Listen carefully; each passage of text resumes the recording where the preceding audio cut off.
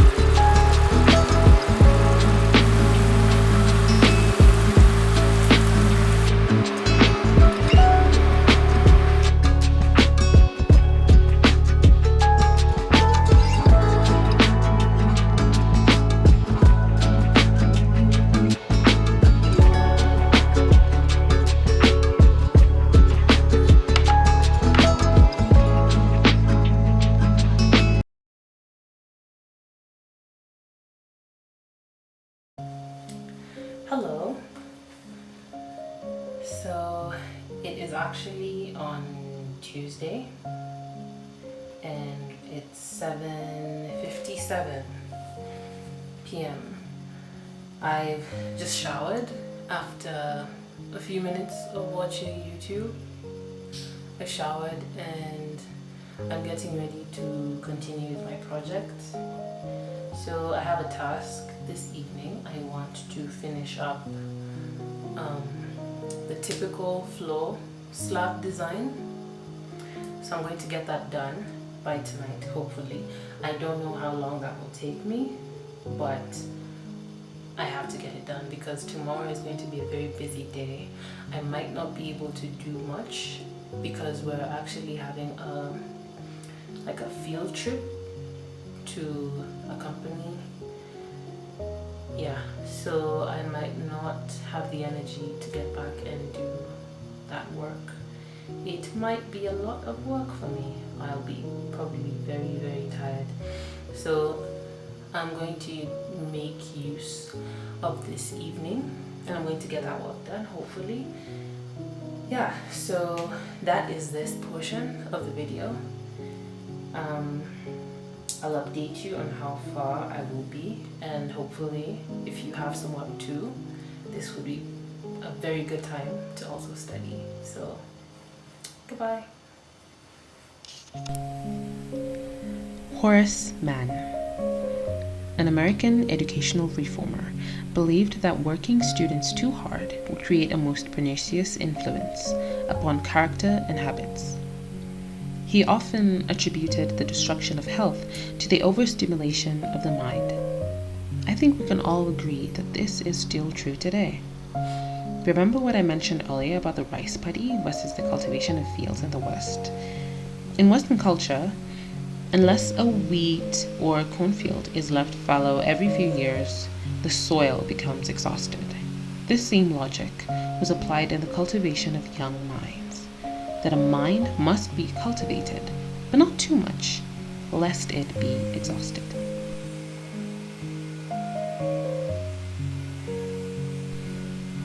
The Asian way of doing things, however, could not be more different from this notion. Their worldview was shaped by the rice paddy, where the land was left fallow, only briefly, that the more a plot of land is cultivated, the more fertile it gets. Remember? Now, I'm no expert when it comes to agriculture, but after a little research, I found out that it is in fact true that the nutrients carried by the water used in rice irrigation makes the land more fertile. So now we have two notions. If you've reached this far in the video, please leave a comment on your thoughts on this. Comment rice paddy or cornfield, depending on what you prefer, and let us know how that worked out for you so far. I would really love to hear from you. Personally, I think both notions work. I'm a firm believer that hard work pays. I have worked so hard for all these years to be where I am, but I also believe that without rest, I wouldn't be where I am now.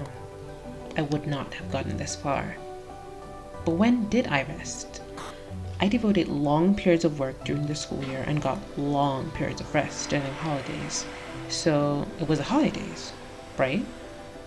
As much as I was getting well-deserved respite from the work I'd put in throughout the semester, is there something wrong with holidays? I just finished my final year, and I'm getting ready to launch myself into the job market.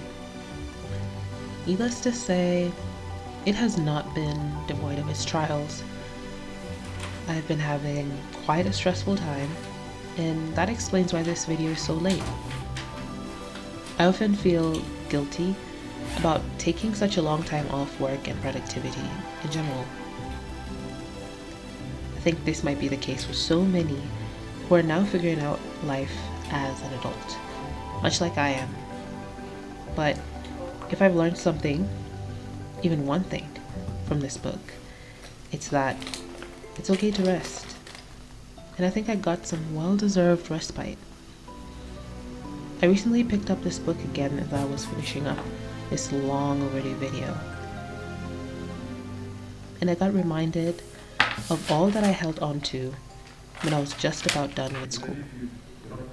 All that I learned, all that made me who I am today. You know, the fundamentals, good old-fashioned discipline, shedding a part of my identity, thus daring to be different from the norm. This video, continuing from the last, was a snippet of what this book is about. I hope you get to read it and enjoy it, like I did. Until next time.